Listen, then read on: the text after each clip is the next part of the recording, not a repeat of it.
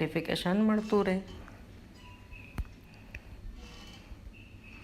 છેલ્લે આપણે ચપટી કેસર ઉમેરી દઈશું। મેં વાટ્યું કે ઘોળ્યું નથી, કેસર આમ જ ઉમેરી દીધું છે। દૂધ ઉકળશે એટલે આપોઆપ તેનો સરસ રંગ આવી જશે। અને મુઠ્ઠી ભરીને પિસ્તા અને બદામની કતરણ ઉમેરી છે।